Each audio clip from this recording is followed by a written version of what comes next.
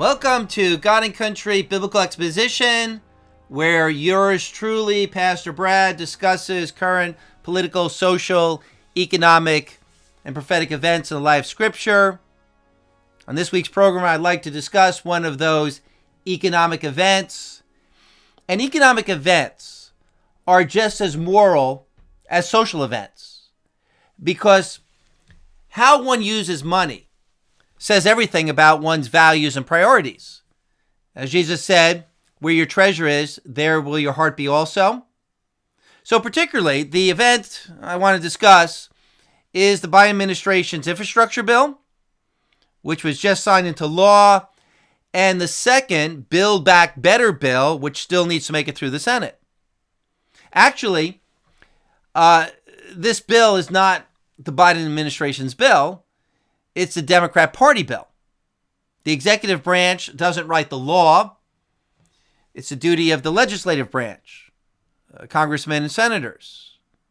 And it's Democratic leaders who have put together these bills to further all sorts of Democrat ideology and party goals. The spending bill introduced this summer was split into two parts in order to get it to pass. First, the $1.2 billion infrastructure bill, which alleges to be more about roads and bridges. And second, the Build Back Better bill, which is about a boatload of new leftist socialist programs. The government doesn't have any of this money to do this, and it's not significantly raising any new taxes to pay for these expenditures. This is all coming from money that's being created out of thin air. Whether money is borrowed or whether money is monetized by the Federal Reserve increasing the money supply and giving it to the government, it's still creating money out of thin air. And this is identical to a family that has no money and wants to go on a $100,000 spending spree, buying 2 new cars on credit, going on a Disney vacation, loading up the credit cards, and kicking the can of financial responsibility down the road. There are many crimes in these bills. First, how these bills are being funded through deficit spending, and second, what the money is actually being spent on. Both are wrong, both are unnecessary, and both are economically immoral. Do we realize what has happened in this last year? Back in March, Biden signed a $1.9 trillion COVID relief bill, sending out free money to every American household. It had very little to do with COVID. It wasn't necessary economically. It was meant to pander to the voting public and to fund Democrat think tanks. But that wasn't enough for the Democrats. Last month, in November, Congress passed Biden's infrastructure bill, $1.2 trillion. And now in December, Congress has just passed the Build Back Better bill, $2.1 trillion. It now goes to the Senate. Now, one of these bills alone would have been historic deficit spending. But now the Democrats are actually pushing for 3 bills.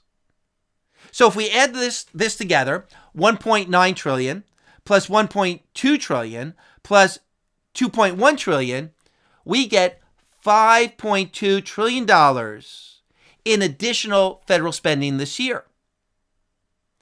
Now, I realize that these bills are going to include expenditures over the next 5 to 10 years. But by law, they are still current financial obligations that are added to federal liabilities. Now, the total yearly revenue of the federal government is $3.5 trillion. And the federal budget for fixed expenses is $4.4 trillion. So every year, the government goes into debt about $1 trillion to cover the budget. So about 25 cents out of every dollar the government spends is borrowed money. But now, in addition to the $1 trillion debt in 2021, the Democrats are planning to add another $5.2 trillion in debt. And this is in addition to the current $28 trillion national debt. The U.S. debt is $28 trillion. The U.S. deficit is the difference between revenue and expenses. And this year, the deficit will be about $6 trillion. And the point I want us to see is that these legislators are throwing off all caution and spending like madmen. They're spending like a bunch of drunken sailors, but it's even worse than that because drunken sailors at least have the money. So I apologize to our Navy men. Our legislators are worse. They're tripping over themselves to see how much money they can give to their constituency, how much they can buy the favor of their political base, giving them government entitlements and grants and jobs. Trump gave out stimulus checks, and the Democrats don't want to be outdone. Biden has said a number of times, we've got to do more for the American people. That's our problem. We're not doing enough. And that appears to be his philosophy of governance, the way he deals with social problems. More government spending is the solution. And these three spending bills in 2021 reflect that philosophy. The solution is for more government spending, more government programs. I can't help think of Jesus' words to his disciples in Luke chapter 22. Verse 25, he said to them, the kings of this earth, the kings of the Gentiles, lord it over them, and those who have authority over them are called benefactors. But it is not to be this way with you, but the one who is the greatest among you must become like the youngest, and the leader like the servant.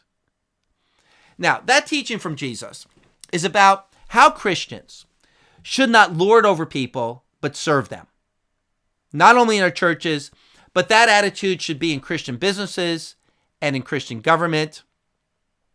But the first statement Jesus made there is quite interesting. Jesus says that people call their civic leaders benefactors, which is really odd because civil leaders are more akin to taskmasters and thieves.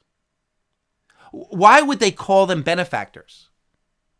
Like you call a rich uncle who sends you a check every month a benefactor. I believe what Jesus was doing here is showing the foolishness of people. Their leaders abuse them and use them, but the people naively call them benefactors. They fleece and they slaughter the sheep, and yet the sheep still praise them for letting them graze on their land. Jesus is saying this kind of naivety and hypocrisy and abuse should not be this way among you. And it's likely these people are calling their politicians benefactors because these politicians are taking money from their back pocket and putting it in the people's front pocket, and the people don't remember or see that it was taken from their back pocket. Or they're happy that the politicians are taking it from somebody else's back pocket. Most people wouldn't think about stealing their neighbor's stuff, but they don't mind if the government does it for them. And that's probably what's going on here. And these politicians love to play this game. They love to win the support of people by giving them bread and circuses. Acts chapter 12, verse 22 is an interesting text. King Herod was visiting the people of Tyre and Sidon. And the people cried out to Herod, the voice of a god, not of a man. They were really stoking his ego. Earlier in verse 19, we discover why. Quote, their country was fed by the king's country. In other words, Herod was moving money around in his kingdom, and Tyre and Sidon were the winners. Just like many American cities, take more from the federal government than they pay in, especially when the federal government can borrow money for these cities and these cities don't have to put those deficits on their books. So what we're talking about here is taxes. Government expanding its size, its payroll, its influence. It's a whole class of people who are living off of government largesse. It's about government's ability to take money from people by force rather than by the free exchange of goods and services. But you say, well, wait a minute, there's no tax increases in these bills. When the government deficit spends, it is raising taxes. We don't see it, but deficit spending is a hidden way to tax the people. Let me just explain this for those who are new to this program. The government has property tax and sales tax and income tax and corporate tax and inheritance tax, customs and duties and tolls and car registration. Taxes are spread over many activities in order to mitigate the pain. If there was only a personal income tax, 70% of your paycheck would be taken by taxes.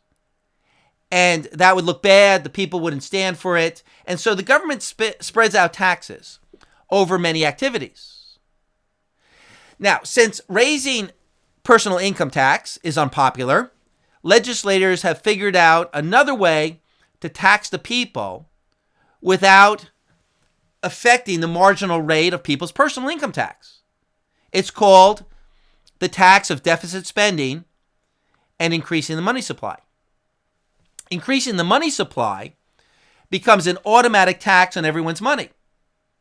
Kind of like what is called a wealth tax, where the government adds up everything you own, your cars, your house, your savings, and then taxes you 3, 4, 5% every year. They do this in some European countries. But, the American public wouldn't stand for this. And plus, the American public doesn't want to pay for all of the government's services that they demand. So the subtle way for the government to raise more money is by increasing the money supply, making up that money for the federal government to spend. The government really doesn't borrow money anymore. If you hear on the news that the government has to borrow money, that's a fallacy. They're not borrowing money. The federal government could not raise $6 trillion by selling government bonds. What happens is the Federal Reserve simply adds that dollar amount to the federal government's ledger sheet as a credit. And that's it. Voila, you've got more money. And legislators, discovering how easy this is to do, have made this the way to get everything they want without the negative political fallout of raising taxes. Now, the downside is inflation. But if they can keep it below 3%, the public usually accepts that. So the federal government has added to the list of the way it collects taxes deficit spending and inflation. And that's why your new car cost $2,600 in 1971, and the average new car today costs $46,000. That's why a gallon of gas was 31 cents back in 1971 and $3.31 today. But you say, wait a minute, look how much more money I make. Well, in that gradual change, your salary increases were not keeping up with inflation. And that difference was, in effect, being siphoned off by the government as a tax. You were being taxed. And this is what's called in Scripture, Micah chapter 6, verse 11, wicked scales and a bag of deceptive weights. Are you upset by this? Well, don't be surprised if you don't get a fair shake in this world. Do you understand these things? This is what third world countries do to raise money. Since they don't have an effective IRS department to collect the money, and since people are dishonest, for third world countries, it's just easier to print the dollars, print new money to cover all government expenses. So these countries will have between 500 and 1,000% inflation every year. And the people just accept this as a tax. But this kind of inflation destroys people's confidence in money, and then nobody starts new businesses. Inflation destroys an economy by creating disincentives to work, to save, to produce. Remember last year, Venezuela wiped 6 zeros off of their currency because it became ridiculous to spend $1 million or 1 million bovilar for a loaf of bread. And now the Venezuelan economy is pretty much non-existent. But before the collapse of ancient Rome, there was money printing and inflation because the Roman government couldn't raise the taxes it needed to spend on the programs they wanted. The first 2 centuries of the Roman Empire, inflation was about 1% per year. After about AD 200, they couldn't raise the money they needed, and so there was 15,000% inflation over the next century. And during this time, the Roman government switched to fiat currency, where money was not based on anything like gold or real estate. Now, it could be said that overspending and inflation caused the collapse of the Roman Empire. But the mishandling in Rome was just the consequence of other deeper moral issues. Rome fell because of her immorality, social, moral, and economic. And the lawlessness in America today in regard to morals, transgenderism, LGBTQ, pornography, abortion, that lawlessness is also happening economically. If there is social immorality, there will also be economic immorality because lawlessness will happen everywhere. The fallacy is to think that America can still be fiscally conservative but socially liberal. But that's impossible. A people who are lawless when it comes to God's moral law will be also lawless in the use of their money. They will find ways to cheat and to steal and to spend recklessly. If they're reckless sexually, they will be reckless economically. If there's no such thing as absolute laws concerning gender or marriage, well, then there are no absolute laws in regard to economics. You can just make up your own reality in regard to sex and gender, and you can make up your own reality in regard to economics. And that's what's happening. Matthew chapter 24, verse 12, Jesus said, in the last days, lawlessness will increase. So expect economic lawlessness as well. 2 Thessalonians 2:8, the Antichrist will be the man of lawlessness. That will be the system. 1 John 3:4, everyone who practices sin also practices lawlessness, for sin is lawlessness. And 2 Timothy chapter 3, in the last days, men will be lovers of money, and then it says reckless. They'll be careless, rash, not caring about the future. So expect that in the last days, the nations, the people, will become economically lawless.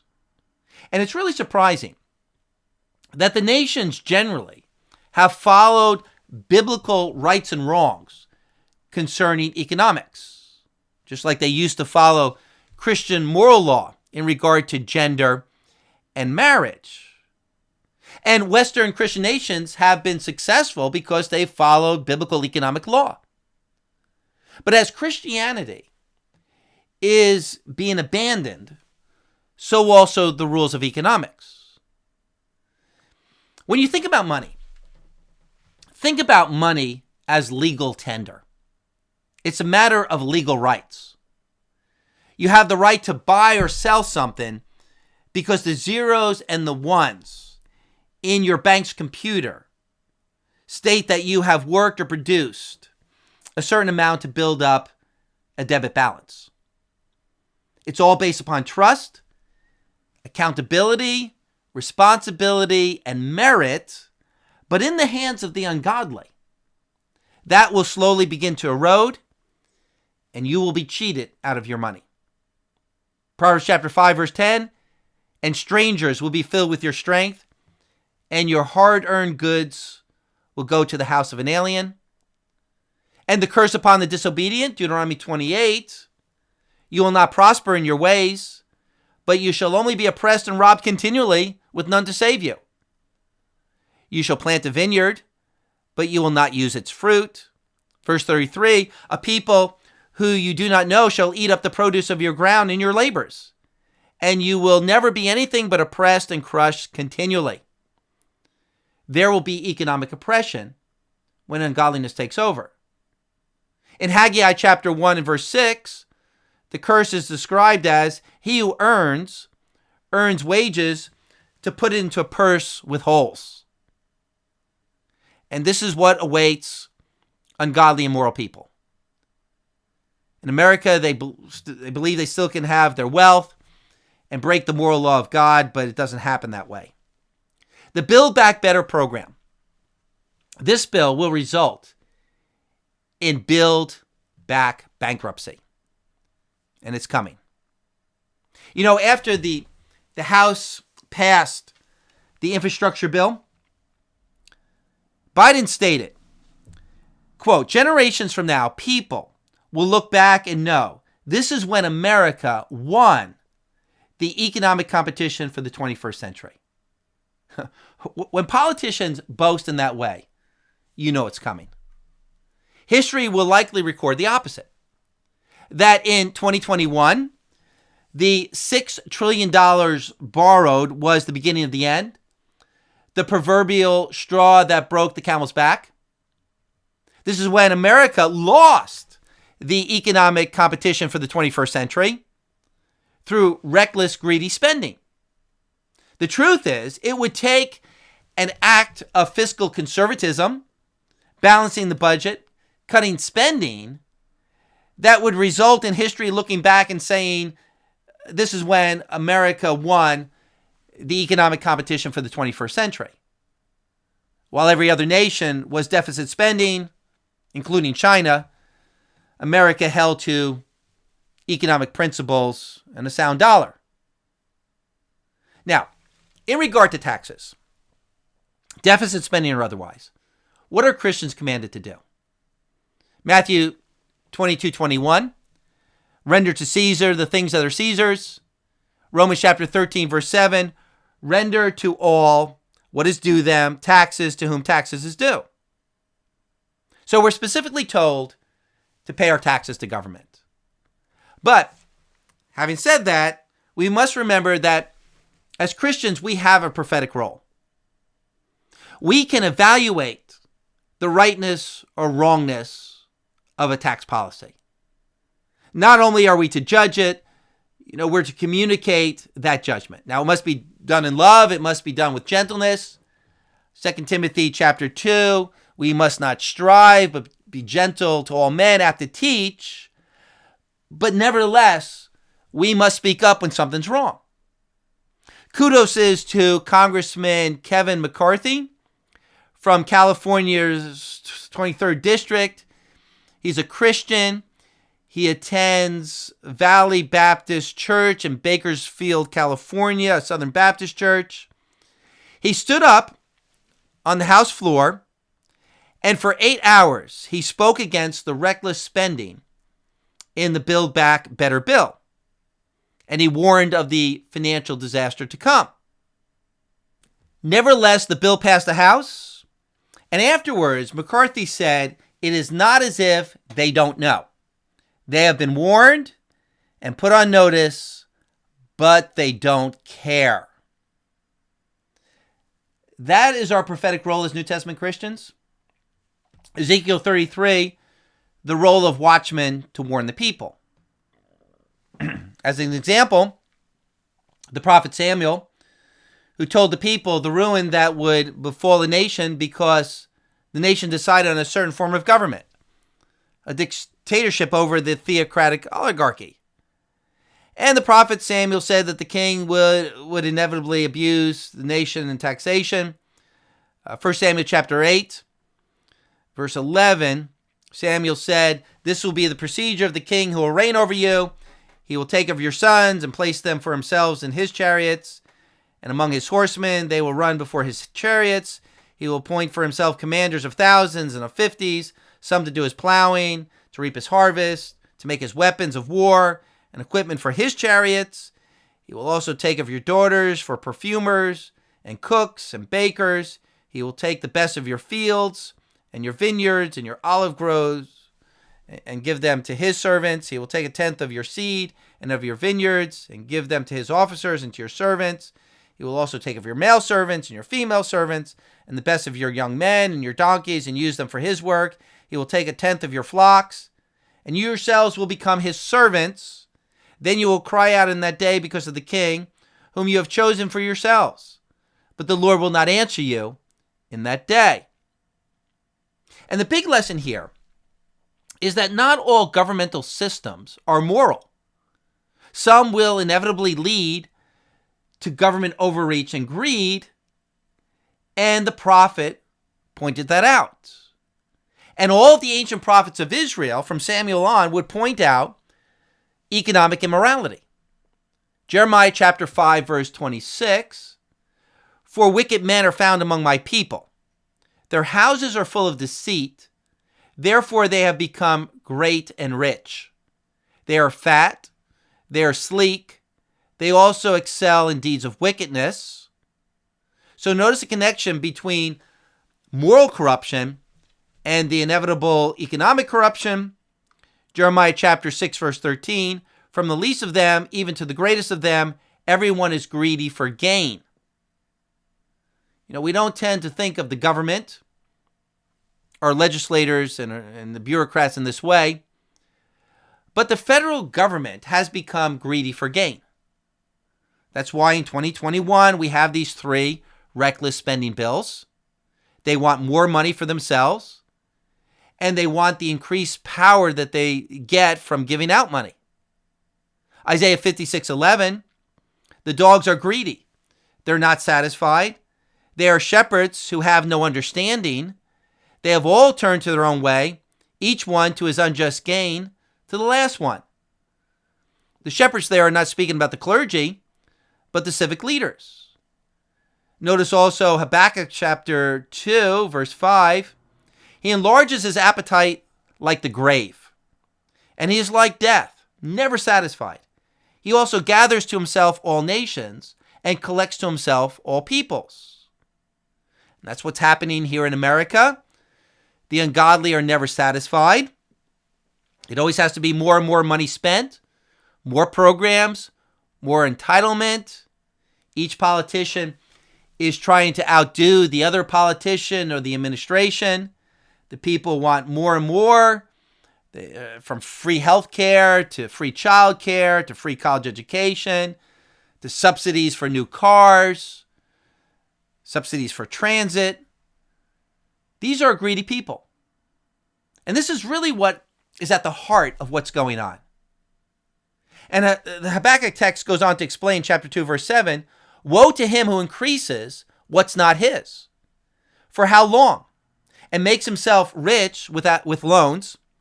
Will not your creditors rise up suddenly, and those who collect from you awake? Indeed, you will become plunder for them." Verse 10, "You're sinning against yourself." And America is setting herself up for a coming collapse. It's amazing how the same people who are pushing for all sorts of Sodom and Gomorrah immorality in America are also laying the groundwork for the collapse of the American economy. This is the strong delusion that God sends upon a nation when he wants to judge a nation.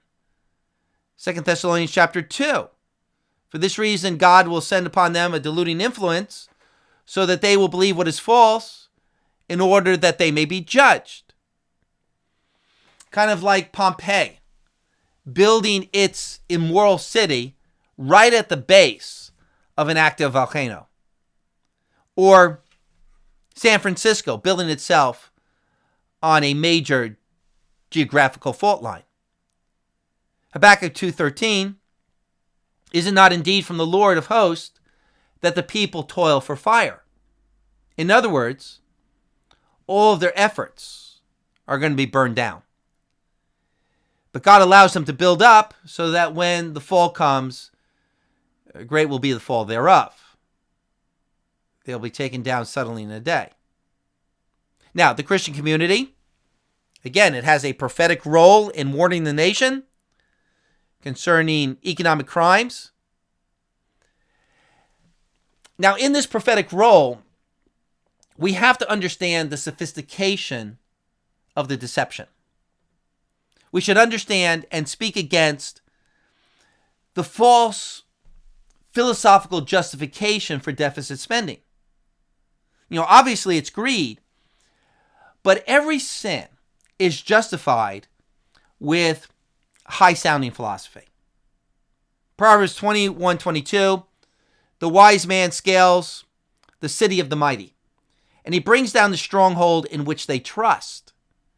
Not just physical strongholds, but ideological strongholds. Satan got Eve in the garden with an ideological lie, saying, hey, you're not sinning, you're just reaching your full potential. You're overcoming the oppression of this white male God. This is all about power structures. You see, every sin has to have a sophisticated excuse, and sinners grab onto these excuses to relieve their conscience. And just the way social sins are justified by certain isms, such as, transgenderism or feminism, economic sins are justified by certain isms. Marxism is an economic theory. It's a sophisticated way to justify theft and to do away with biblical property rights. Deficit spending comes from the Keynesian school of economics. John Maynard Keynes, sometimes pronounced Keynes, a British economist, 1883 to 1946, he became the poster child for government deficit spending to stabilize and to prosper an economy. Now, Keynesian economic theory is too much to go into here. And some of what he said was true. The government does have a role in regulating the economy. The Bible does not teach a laissez-faire monetary policy. But Keynes' theories neglected all sorts of biblical moral principles in the use of wealth. Keynes was an atheist. His most well-known statement was, in the long run, we're all dead. Keynes was being critical of classic economic theory that was always concerned over future consequences. And when questioned about the long-term effects of Western governments' deficit spending with fiat currency, his reply was, in the long term, we're all dead. So in effect, what difference does it make if we borrow money? What we need is short-term results now. And in the long term, we're all dead was kind of like a Freudian slip, because that summed up the foundation of his economic theory. Do what works now and forget about the future. And it reminds me of the Apostle Paul's description of the pagan mind. If there's no resurrection, if there's no future, then eat, drink, and be merry, because tomorrow we die. Or like the prodigal son who wasted his father's wealth and he didn't concern himself with the future. Atheistic Keynesian economics is the subconscious philosophy that politicians have adopted to justify yearly $1 trillion deficits. They just keep kicking the can down the road, adding to the deficit, because in the end, we're all dead, so we don't have to worry about future consequences. I mean, after all, we've survived this long. Nobody imagined that the American economy could survive a $28 trillion debt, but we're still going strong. So why not bring it up to $100 trillion or $500 trillion? It's just a number. Maybe deficit spending and increasing the money supply is just fine as long as we manage it. Biden even had the audacity to say that his infrastructure bill will cost zero. And you ask, how in the world could he say that? Well, you have to understand the deception of economic theory that says your spending will so stimulate the economy that in the end it will cost nothing. From Newsweek, here's this article. How could $3.5 trillion in new spending actually cost nothing? The answer is simple. Biden and Pelosi together spent over 80 years in Washington, D.C., and in Washington, concepts like how much something costs has a very specific, if not peculiar, definition. To Washington lawmakers, adjustments to the federal budget, whether a tax cut, the amount of tax revenue the government takes in, or a spending increase, the amount it sends out in various government programs, only costs something if it isn't paid for. Biden and Pelosi can argue that the $3.5 trillion budget reconciliation bill they want to pass won't cost anything because in D.C. speak, it's paid for. That is to say, yes, the government will be spending a whole lot more, but it's okay because we're going to increase taxes in sufficient amount to cover the cost of that new spending. There will be real actual costs, but in theory, none to the federal government. So Biden and Pelosi can freely assert that a large federal spending bill, the largest in history, which now hangs in the balance, will cost $0. So this is the delusion that has come upon our leaders. The delusion God always brings before judgment. Isaiah chapter 3, verse 4, God says, I will make mere lads their princes, and capricious children will rule over them, and the people will be oppressed. And this government spending is so insane that conspiracy theorists believe that this is being done deliberately by globalists to destroy the American economy. It's the Clower and Piven strategy to bankrupt America in order to bring in communism. But even though these globalists will likely benefit from this stupidity, I don't believe these legislators are passing these bills deliberately to destroy the American economy. It is rooted in senseless greed. Now, as Amos said, I am not a prophet nor the son of a prophet. I am not claiming prophetic insight. But with just a basic understanding of what the Bible teaches about economic morality, I can guarantee you that one morning soon, you are going to wake up, you're going to click on the news, and you're going to be reading about the collapse of the American dollar as a world currency and the beginning of a Great Depression. And this will bring about all sorts of political changes because people will give up their freedoms for financial security, and the communists and the globalists will use this as a pretext to further their policy. Here's my guess, that after this pandemic, another crisis is coming, and there are a lot of people I've read who also believe that the next crisis will be a financial one.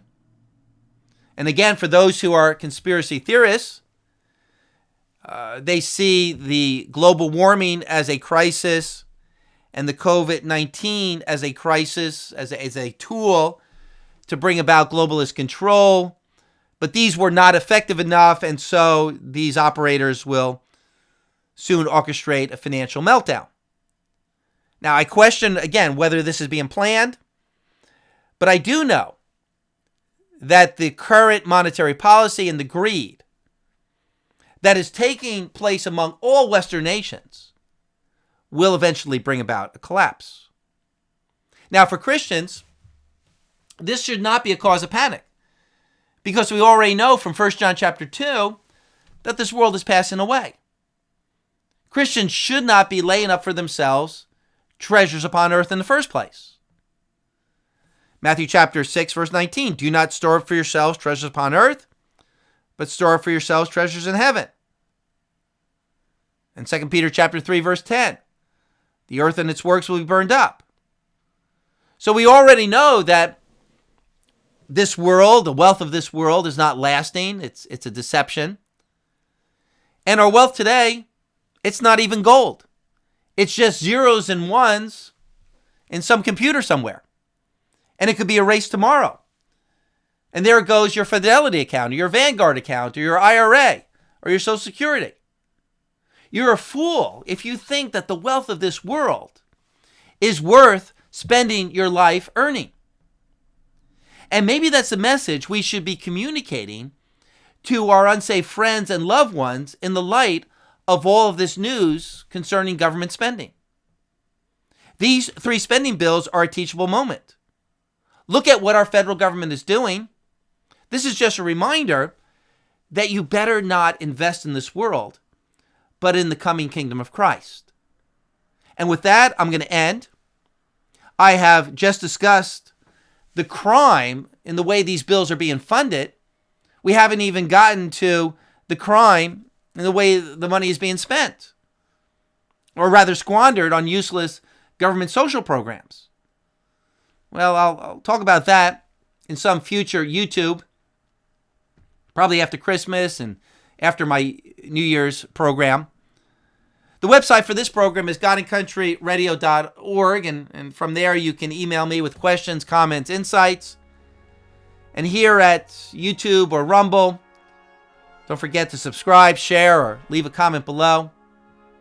And may Jesus Christ reign.